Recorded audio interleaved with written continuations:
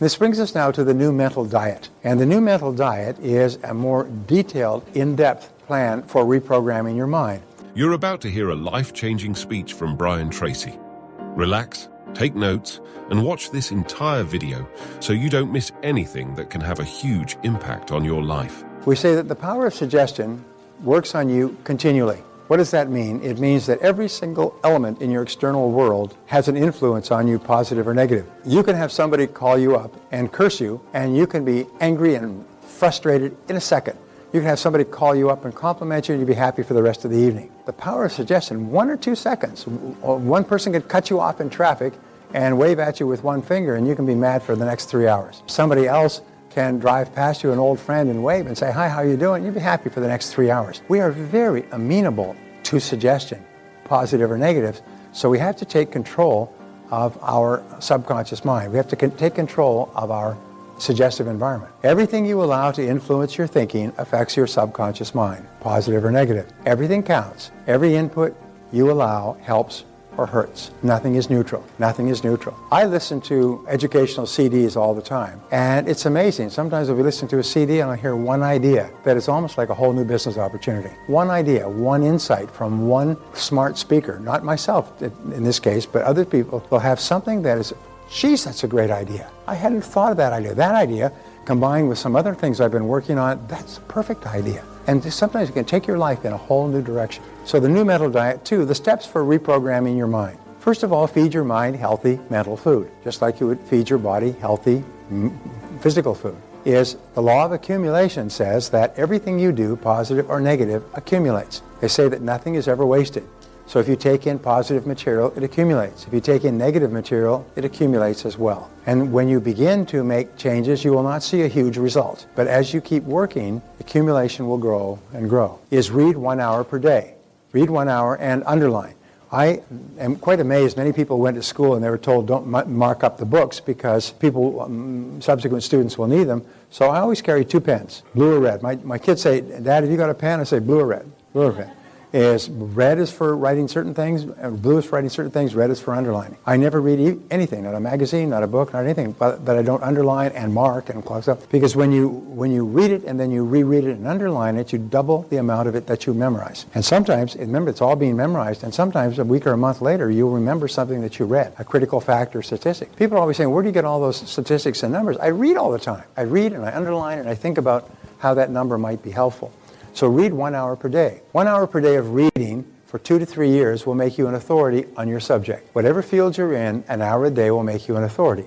An hour per day will be about 1 book a week. 1 book a week will be 50 books a year. 50 books a year will give you the equivalent of a PhD in any subject that you choose. Whether it's medieval European history or Japanese haiku or marketing. You'll have the equivalent of a PhD by reading 50 books. By reading an hour a day. And where do you get an hour a day? Well, the best is to read first thing in the morning. But other than that, carry the book around with you. And read a little bit in the morning, read a little bit at noon, read a little bit in the evening. Get your hour each day. You'll be absolutely astonished. And the things that you read, I met a good friend of mine who was working at a bank. He was making $35,000 a year. And I told him, you've got to start reading every day. And he argued with me because it was not his worldview. Nobody in his family read. He said, I know what I need to know. And I just saw him in Memphis the other day at a seminar, and he said, I still remember when you kept telling me I've got to read every day. I still remember that. And he said, because it changed my life. His income went from $35,000 within 3 years to $350,000 a year. He said he attributed it all to the things he learned. Whenever he met with a business person anywhere, he knew more than they did about their subject because he was so well read. He still reads voraciously. He said he increased his income 10 times in 3 years. Just by reading an hour every day in his field. So he kept getting new ideas. And read the best stuff in your field. Ask what's the best stuff. Ask the top people what they're reading. Read the reviews. Go online and read the reviews. Get the stuff with the most stars. Get the stuff that's been the bestseller. If it becomes a bestseller, or even better, if it goes into paperback, it means that it's been a bestseller in hardcover. And so that's what you need. People say, what should you read? Well, what is your need? What is your specialization? What is it that you want to be better at? That's what you should read. 3 to 5 years of reading will make you an expert. 5 to 7 years will make you an international authority. You'll be one of the top people in the field. They'll put your house on the bus, on the tour bus route 20 minutes will follow you around with cameras. They'll be calling you from Fox News for your opinion on the issues of the day relative to what you do in an hour a day for 7 years. It's quite amazing. You'll become one of the foremost experts in the world on your subject if you read an hour a day. Now, people say, geez, that's 7 years of reading before I'm a world expert. Geez, that's a long time. Well, I'll be 7 years older. I'll be 37 or 42. I say, well, how much older will you be in 7 years in any case? How much older will you be in 7 years? 7 years from now, 7 years will have passed. The question is, where will you be in 7 years? Will you still be average, or will you be one of the highest paid and most respected people in your field in the world today? The choice is up to you. And there's nothing that stops you. It's very much like climbing a ladder. You just climb it one step at a time, one chapter at a time, one book at a time, one idea at a time, and the cumulative effect is extraordinary. You become a totally different person. Now, you can join the top 1% in the nation simply by reading one educational book per month in your field. You don't have to read a book a week, and just read one good book a month. And underline it and jot down ideas on 3x5 index cards that you can use to, like this, that you can use to carry around with you. Just jot down the ideas. Number 4, listen to audio programs in your car. Again, we talked about this before, is turn your car into a university on wheels, a classroom, a mobile classroom. Because the average person who drives spends an average of 500 to 1,000 hours per year in their car. I've been quite astonished how many hundreds, thousands of hours of audio listening I've gone through over the years. It's just quite amazing driving to the office and driving to the airport and going out for dinner, always only when I'm alone. I never listen when I'm with someone else. But it's astonishing. You just literally churn through enormous amounts of material if you just learn all the time you're traveling. The best people I know in this area don't even know if their radio works because they never listen to it. They don't drive around listening to music, which we call chewing gum for the ears. They just simply learn all the time they're traveling.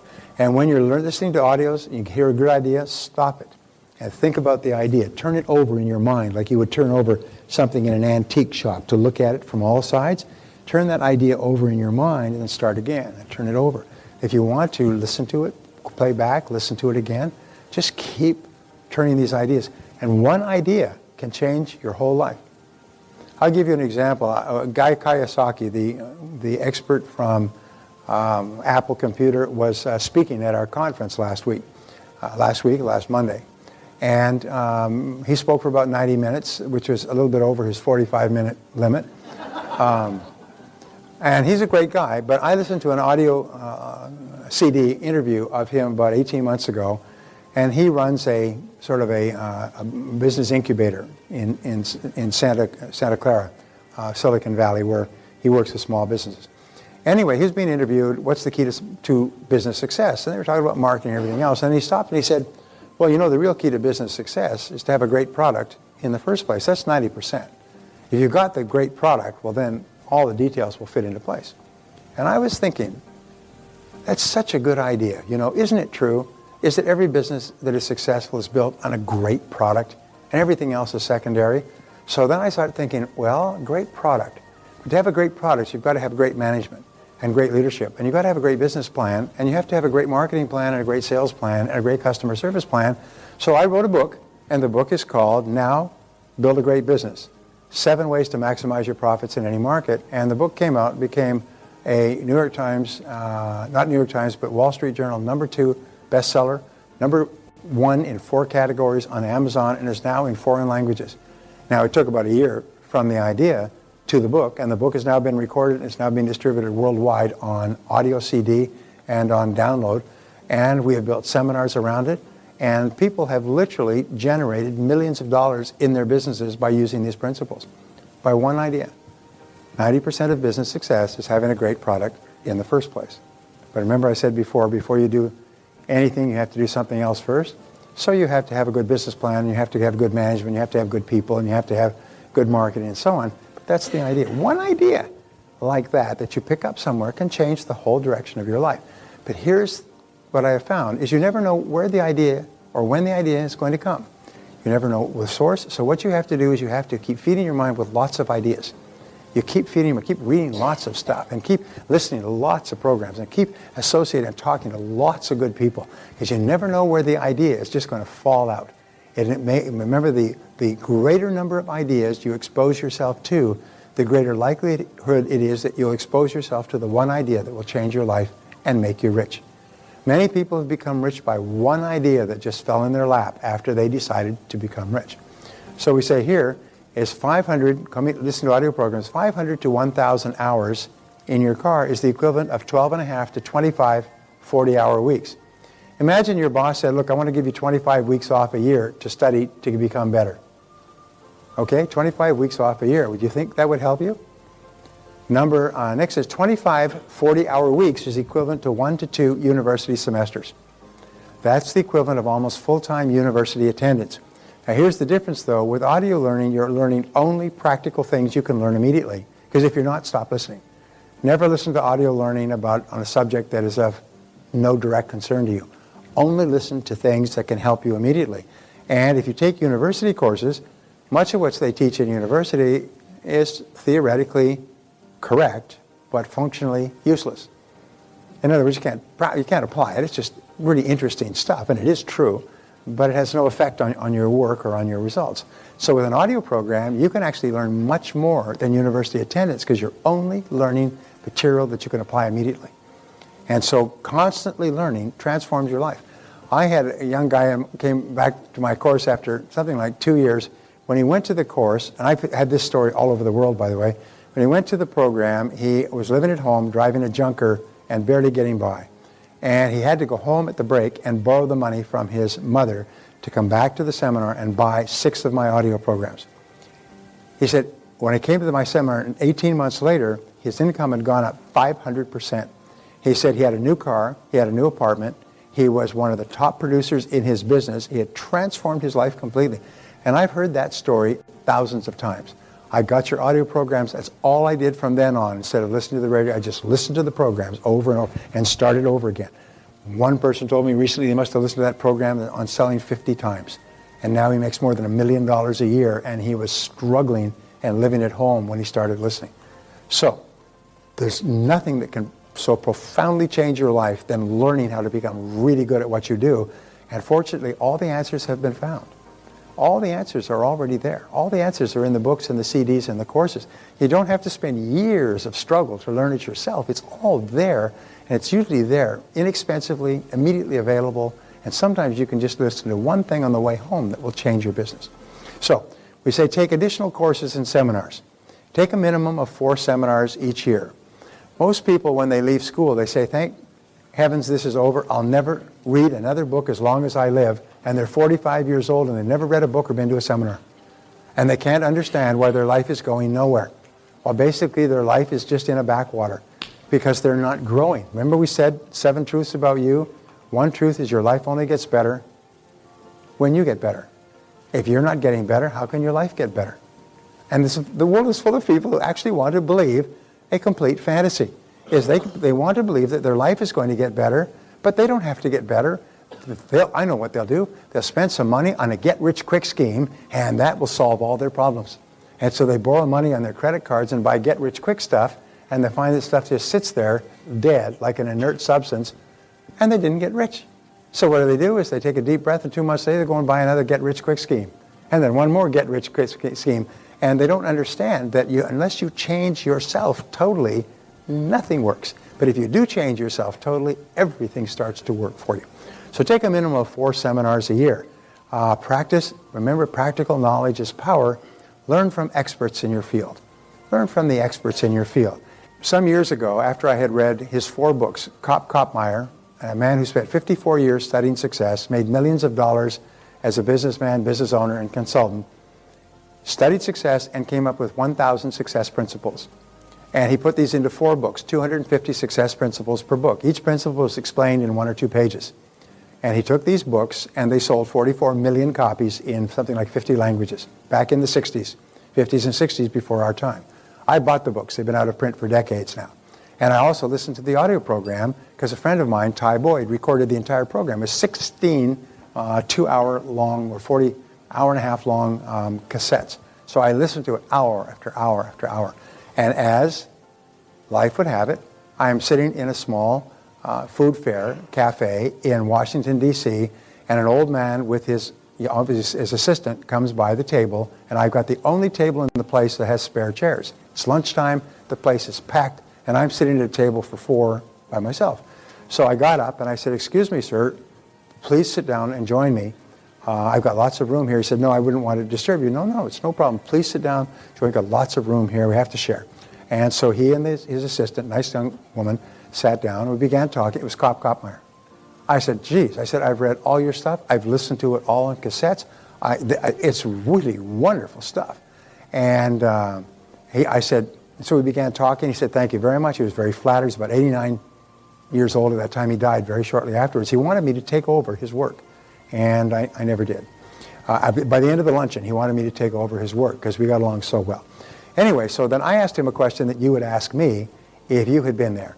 "Mr. Kopmeyer, of all of these 1,000 success principles that you've discovered, what's the most important principle you ever discovered?" And he smiled and he beamed. He had this old look, and he beamed as if he'd heard the question 1,000 times. And he said, "Brian," he said, "the most important success principle I ever learned is learn from the experts." And he said, "Brian, you'll never live long enough to learn it all for yourself. Learn from those who've already learned it. Go and ask them. Read their books. Listen to their programs. Phone them up if you need advice, and they'll give you advice. Learn from the experts. Say, who's the best expert in this field? Who's the most successful person in the field in which I want to succeed? And go to that person one way or another and ask for their advice, and they'll give it to you." And you know something? They always will. The top people in every field will always help others who want to be successful. He said it's the most important principle I learned in life.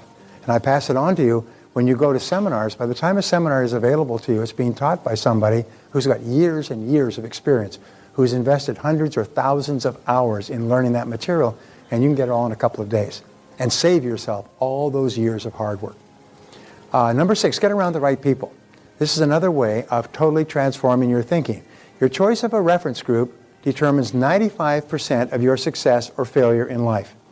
Now, a reference group, according to Dr. David McClelland of Harvard, a reference group are the people that you identify with, that you say, "These are people like me. These are people like me." And so when we're young, our first reference group is our family. As we get older, our reference group are the ones we hang out with at school. As we get a little older, our reference group is our first job. When we go to college, our reference group is other university students. Today, you know, most of people who go to college, we have some college graduates here, about 90% of what you learn has no practical impact. And 80% of people who graduate from college will be doing something completely different than their area of specialization within 2 years, and they'll never go back. So college is a very, very expensive place to go. And it takes a lot of time, and most people who are in college do a lot of partying. Most of the time, the whole first year they're drunk. The second year they sober up. The third year they start to concentrate. The fourth year of their 4-year degree, they realize they're not going to make it in 4. So most people are taking 5 years to get 4-year degrees. And by the time they leave, they've had a great time. The average college student forgets 80 to 90% of what they learned within 30 days of their final exams. Our methods of teaching today are primitive to the quick caveman drag knuckles along the ground level. These people forget everything.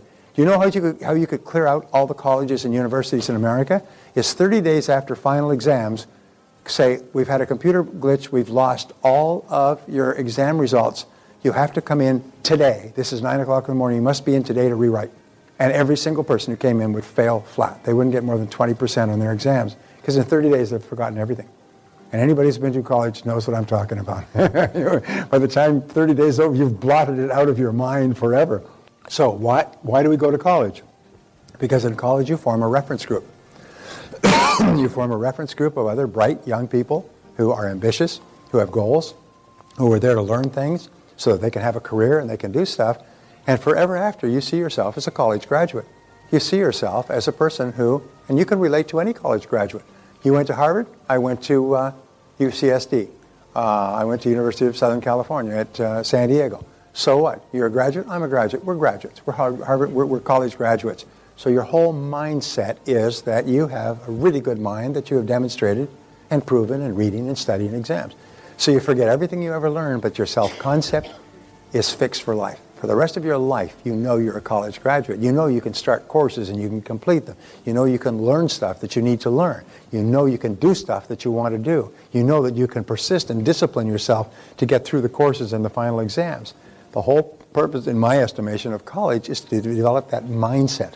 And those of us who did not go to college, I eventually did, not go to college, always have felt uncomfortable with college grads because they seem to have some, as the French say, je ne sais quoi. They seem to have this je ne sais quoi, this kind of something about them that people who didn't graduate from college don't have. So your reference group is really, really important. When you go to work, your reference group are your work team. Your reference group are the people you socialize with, the people that you go to church with, the people in your political party who believe the same way you are. So your choice of a reference group determines 95% of your success because you always strive to act like your reference group. If you're growing up in the inner cities and your reference group is people who run dope and steal and everything else, that's your reference group. Your goal is to be respected by them by being really good at stealing and running dope. So it's very hard to escape that kind of a background if that's your reference group.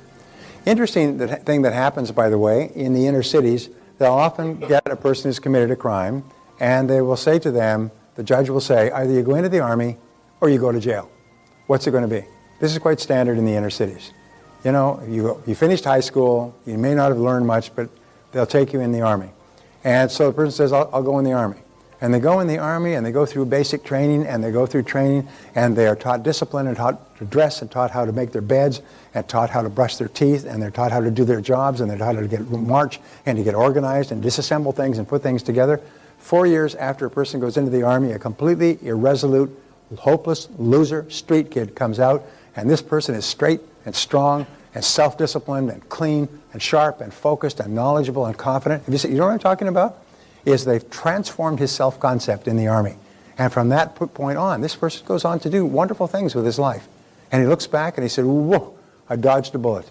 If I hadn't gone into the army, I'd be back there dead on the street with my friends. But they changed his self-concept by changing his inputs and his suggestive environment and his reference group for 4 solid years. So it's so important. When you start to associate with better, more successful people, you start to become like them and think like them and feel like them and walk and talk and dress and act like they do. So these are the people you identify with. So fly with eagles, we say. Form mastermind alliances. Get together on a regular basis with other positive, ambitious, goal-oriented people and share ideas with them. Napoleon Hill, in his years and years and years of studying of success, found that it was the formation of mastermind alliances that transformed people's lives. Once they had formed a mastermind alliance, they were completely different for the rest of their lives. So pick positive people you admire and get together with them once a week to share ideas. When we were doing our coaching programs, we'd say, look, this coaching program is a mastermind program because you're put at a table with people earning pretty much the same amount you are, so you can share ideas about how to build your businesses. But when you go home, form masterminds. And this one gentleman came back, a very smart guy. He went home and he said, I would like to form masterminds with top business people. So he called up the head of a large car dealership, the head of a large insurance agency, the head of a large furniture dealership, the head of a large manufacturing company. He said, I'm forming a mastermind here in Cincinnati, and I would like you to join. And we want to get together once a week and talk about ideas to help us grow our businesses. All 4 said, I'm in. Pick the time and date and we'll be there. And so he invited them all to meet at a Denny's for breakfast at 7 o'clock in the morning. They were all there. They spent 2 hours talking about how they could build their business and what books they'd read and how the economy was affecting them and so on. And they did this. He'd done this. There were 3 months between coaching sessions. He did this for the first month and it was just smoking. He thought, wait a minute, I could have more than 1 mastermind session. So he called 4 more senior business people. All 4 said, I'm in. Never talked to them before. Complete strangers. They all joined his mastermind. So now he said, I got 2 masterminds going. And I meet with them, one on Monday and one on Thursday, one for breakfast, one for lunch. And we get there and we just talk about how we can make our businesses better. We share ideas and things that we've read and so on. Getting together in masterminds will double, triple, 5 or 10 times the speed at which you achieve your goals. Because the rule is you can't do it by yourself. And one person who's from a different business may say, why don't you do this?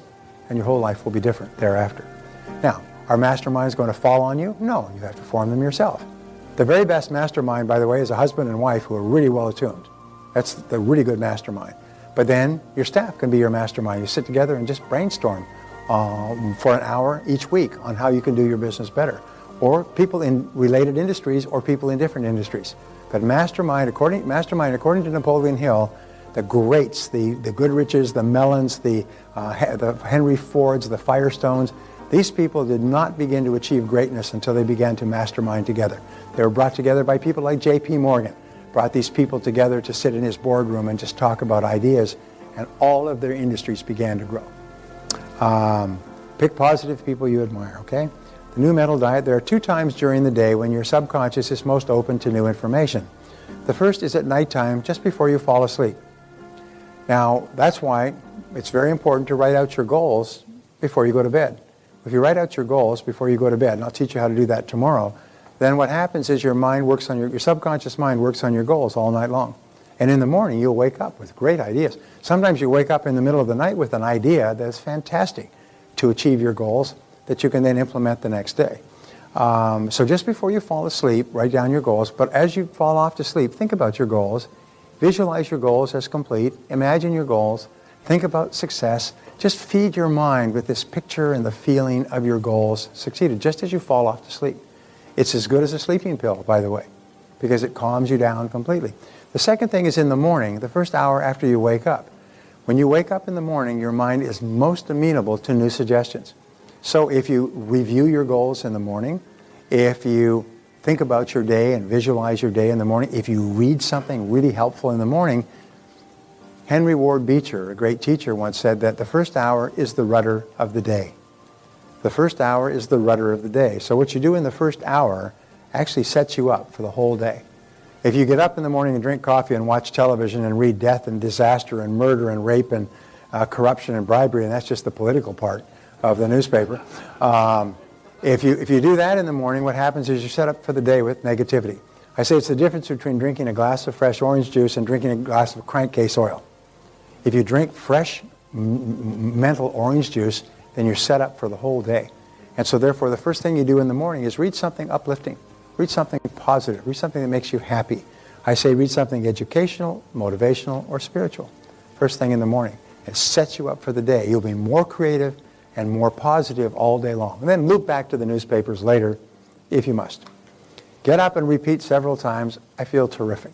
I was talking to Jack Canfield a couple of days ago, and I was telling him I get up every morning and I say, I feel happy, I feel healthy, I feel terrific. And I said, that's W. Clement Stone. He said, absolutely. Power, not the power of positive thinking, but what is W. Clement Stone's book? A great book, and it was called... But anyway, he would get up every morning and say, I feel happy, I feel healthy, I feel terrific. And everybody would have to come into the office and they would all chant 50 times, I feel happy, I feel healthy, I feel terrific. They'd have these cheerleading sessions. And everybody, by the time they finished, was so pumped. They went out there and they sold billions of dollars worth of life insurance. He built one of the most successful companies in the world, Combined Insurance Company of America. So Power Through a Positive Mental Attitude by W. Clement Stone, that's what it was. And read for 30 to 60 minutes, the golden hour. Read during the golden hour to feed your mind and say, how would I like my day to be? And read something that is healthy mentally, that is consistent with how you want your day to be. And then review your goals every morning. These are the keys to starting your day off right. So you feel healthy, you feel happy, you feel terrific. You like yourself and you love your work. And you read positive material.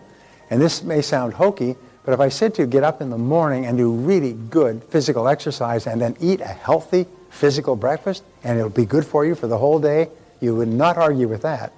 This kind of stuff that sounds hokey for your mind is even more important. Because you can get up in the morning and forget to exercise and eat a lousy breakfast, but if you feed your mind with great stuff, it'll have a positive effect all day long. So an important part of mental programming is to discard past labels. Remember, William James of Harvard said, as I see myself now, as I was in the past, my past must resurrect itself and become my future. So in other words, if you think of yourself now like you were in the past, it's exactly as if you were doing it again now, and your subconscious mind records that this is how you want to behave in the future. So when people tag you with a label from the past, you say, like, you're never on time. You say, in the past, I was late for meetings, but now I'm always punctual. In the past I was, but now I am. You always eat lousy food. In the past, I ate lousy food, but now I eat healthy food. And you never use your time well. In the past, I didn't manage my time well, but now I do. In the past, I was, but now I am. And it just cancel. Just cancels anything in the past. If you think of yourself in a negative way from the past, always cancel it. Say, yes, in the past, I was. But remember, that was a different person. That was a person then. This is me today. This is a new person. This person does it this way. When you make a mistake, you respond with, next time I'll do it this way. Next time I'll do it that way. You make a mistake, you say, darn, next time I'll start earlier. Darn, next time I'll plan more in advance. Darn, next time I'll call to confirm. In other words, whenever you make a mistake, always say, next time I'll do it this way. And what that does, it cancels the mistake, forces you to face the future, and the future is always bright. You can accelerate your new programming when you teach what you know to others who are interested. This is a wonderful way. Remember, you become what you say to yourself, you become what you think about, you become what you teach. And the more you teach people these ideas, the more you internalize them. You become what you teach. A proven way to speed up your mental programming is to express an attitude of confident expectations. Always be confident. Everything's going to work out fine. Don't worry. It'll be all right. We'll be there. We'll be fine. It'll work out. Something will happen. And you notice there are people like this in your life that you want to punch because they're not being realistic, like you. And something always happens for these people. Because an attitude of confident expectations is the mental chemical catalyst that causes extraordinary things to happen. The more positive you are, the more confidently you expect that things will work out, the faster they work out. So become an inverse paranoid. Now, do you know what a paranoid is? A paranoid is a person that is convinced there's a conspiracy to get them. All right? An inverse paranoid is a person who's convinced that there's a conspiracy to make you successful. Everything that's happening in your life is part of a big plan to make you a big success. So therefore, you look into every reversal and you say, there's another lesson that I can learn that will make me successful in the future. Or look for the good in everything that happens.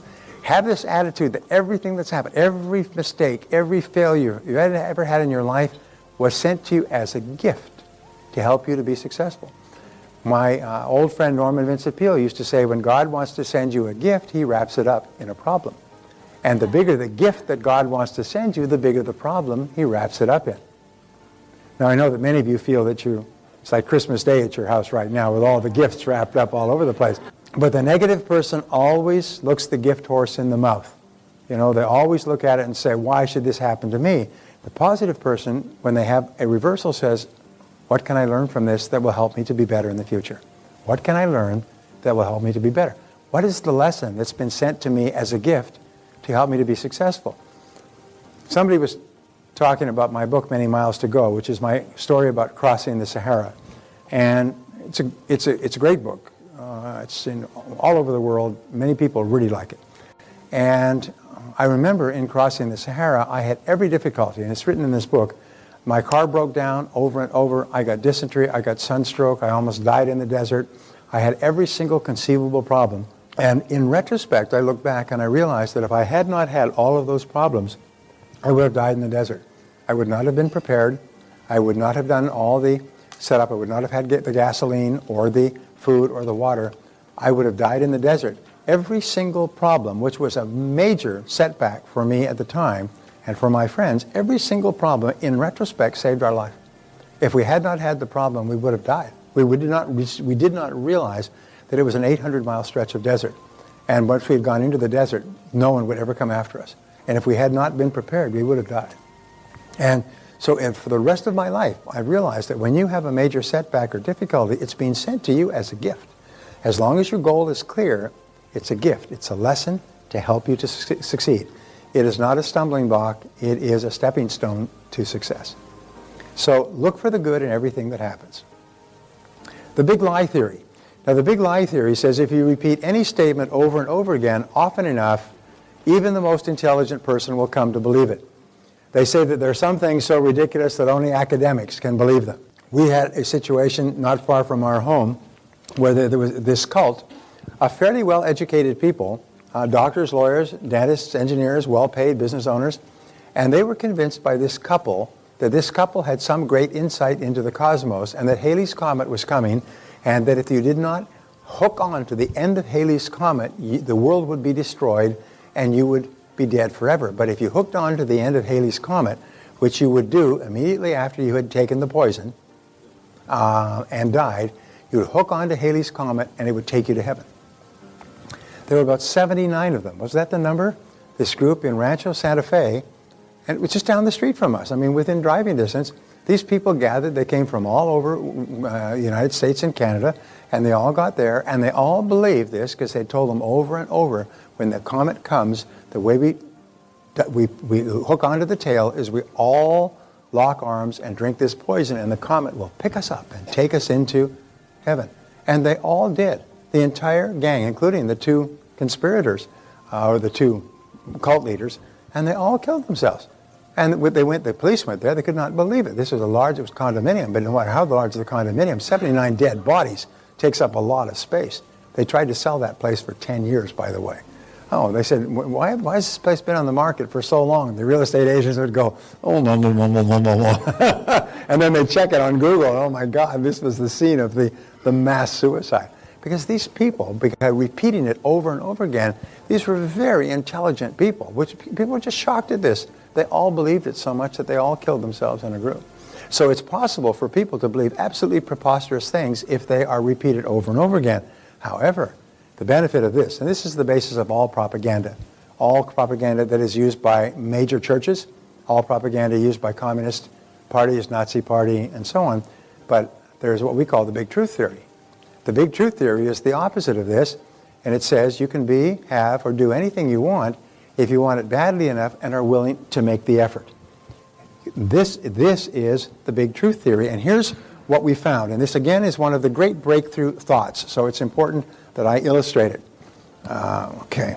The great truth says that when you decide that you want to double your income or lose weight or start your own business or become financially prosperous, and you decide it because of your natural skepticism and your natural negativity and all the experiences you've had in the past that have caused you to be doubtful, to question whether it's possible, you'll have a big D for disbelief. The D will be disbelief. I don't believe it. Reject it. Not possible. And you'll think of all the reasons. You want it. It would be nice, but you'll disbelieve it. So let's say you say, let's say you're earning $50,000 a year now, and you start saying, I earn $100,000 a year. Disbelief. Kick out. I earn $100,000 a year. I earn $100,000. I write it down. I earn $100,000 a year. And you think about it, I earn $100,000 a year, and I take my whole family to Disneyland, and we go to Paris, I earn $100,000 a year. Each time you say it, you'll disbelieve it, but as you keep repeating the big truth theory, the D begins to decline. You begin to believe it less and less. You keep saying it over and over, and you disbelieve it, and you disbelieve it, and you disbelieve it, and you disbelieve it, and you disbelieve it, but the D becomes smaller, and you disbelieve it, and you disbelieve it, and then you reach this point right here, and then something happens. Like you get a raise, or you get an idea, or you get a promotion, or something happens with a new product, and you start thinking, hey, and you're making more money, you're thinking, hey, wait a minute, maybe there is something to this. Maybe it is possible. And it's kind of a scary thought, and you start to develop a little B of belief. Little tiny B. You believe it, maybe there's a one chance in 100 that I could do it. And then you keep repeating, I earn $100,000 a year. I earn $100,000 a year. I earn $100,000 a year. And you begin to believe it more and more. And you begin to believe it more and more. You begin to believe it more and more. And you begin to believe it. And as you keep repeating, I earn $100,000, your belief starts to grow and grow until you reach the point in a certain period of time where your belief is just as great and as deeply entrenched as your disbelief. And at that point, it starts to materialize quickly in your life. Zig Ziglar tells a story about this guy who weighed about 350 pounds. And he started to do this, and he'd say, I weigh 200 pounds. I weigh 200 pounds, which is his ideal weight. And he would say, I weigh 200 pounds. I weigh 200 pounds. And he'd visualize 200 pounds. I weigh 200 pounds. I weigh 200 pounds. And gradually started to lose weight. He started to walk a little bit more, which is hard for a big person like that. And he started to eat a little bit better. And his weight went down from 350 pounds to 340 pounds to 330 pounds to 320 pounds. And he's making progress. And he keeps saying, I weigh 200 pounds, I weigh 200 pounds. And one day he's out at the supermarket and he's buying groceries. And he hears this voice. And it's a little boy. And the little boy is saying to his mother, Mommy, come and look at the fat man. And he said, he turned around to see what they're talking about. He said, who are they talking about? Because he's already still 320 pounds, but he's looking around. Because who's the fat man? Who? Because he'd already convinced himself he weighed 200 pounds. When they said, look at the fat man, what fat man? Where is he? Because it wasn't him. He was already in his mind 200 pounds and went on to lose all the weight. So when you repeat these over and over again, when you affirm and you visualize and you read and so on, you start to believe. First of all, you believe, it'll disbelieve, and then you start to believe and believe. And once you reach this point, it starts to materialize in your life. It just starts to come true for you. Now, many people are lazy. So what they will do is they will take a couple of runs at it, and they'll do it for a couple of weeks, and they'll think a couple of weeks of affirming is going to change an entire lifetime of performance and results. And so they'll give it up and they'll say it doesn't work. Sometimes they'll look at it and they say it doesn't work and they won't even try it. They say, oh yeah, that stuff doesn't work. How do you know? I heard that stuff a year ago. Did you ever try it? No, I never tried it, but I knew it doesn't work. You're wasting your time. It won't work. And so they'll try to discourage you from doing it. So it's really important. The big truth theory is you can be and have anything you want. Anything you can hold in your mind on a continuing basis, you can have. Anything you can hold in your mind on a continuing basis, you can have. There are no limits. The great test is this. Remember I said that desire is the critical thing? The great test is how badly do you want it? How badly do you want it? And if you can hold it in your mind continuously and visualize it and affirm it and think it, then because of all of the mental laws we've talked about, it starts to materialize very much like a Polaroid photograph. If you remember Polaroid photographs, you take it and pull it out and it'll be black. And then the photograph would start to develop through the chemicals work on it, and pretty soon the picture is perfectly clear. It's the same thing. As you begin to work on it, it'll be completely black. There'll be no indication at all of achieving that goal, but at a certain point it'll start to appear and get clearer and clearer and clearer, and there it will be in your life. And this is how it works. Napoleon Hill, when he did his 22-year study of 500 wealthy people, his final conclusion was that people become wealthy because they develop a prosperity consciousness, is they simply think in terms of prosperity. And you cannot shake them and cause them to deviate from prosperity. They know that no matter what their situation is, they will be prosperous. And that is the most important thing. It is the mental equivalent of prosperity that you need to develop in order to be prosperous. You cannot have it on the outside until you've totally convinced yourself you can have it on the inside. And if you get it on the outside before you're totally convinced, it'll fall through your fingers. You'll just lose the money.